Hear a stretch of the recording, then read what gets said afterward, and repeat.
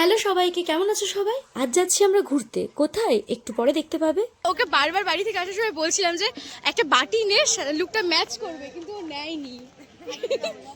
অভিজিতের লুকটা সবাই দেখে রাখো ভালো করে। যাচ্ছি টিকিট কাটতে আমরা সবাই মিলে। হ্যাঁ না, কে চাতে হো? ডাস্টবিনের উপর কাটা চিহ্ন দেওয়া আছে, মানে ডোন্ট ইউজ ডাস্টবিন। তাহলে তোকে ইউজ করে ফেলে দিক। ঘুরতে যাওয়ার আনন্দে অভিজিতের মাথা তো পুরো খারাপ হয়ে গেছিল। তো এখন রেডি হব ট্রেনের মধ্যে। এই ভিড়, এই সিচুয়েশন, এই চিৎকার, এর মাঝখানে দিদি তাকিয়ে আছে আমার দিকে একদম। তো এই হচ্ছে আমার ফাইনাল লুক। আমি বিগত 1-1.5 ঘন্টা ধরে এভাবে সেজে যাচ্ছি ট্রেনের মধ্যে, আর ট্রেনের প্রত্যেকটা লোক আমার দিকে তাকিয়েছিল। তাও এর মধ্যে এটা খুলে গেল। কেমন লাগছে একটু বলো সবাই। টাটা। কেমন লাগছে বলো এসে? ট্রেনে সারাক্ষণ আমার উপরে নজর দিয়ে রেখেছিল এই মহিলা, একদম বাজে একজন। কেমন লাগছে এসে?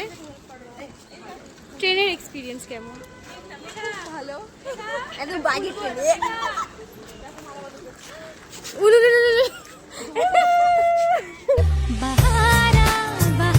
কোথায় যাচ্ছি বুনু?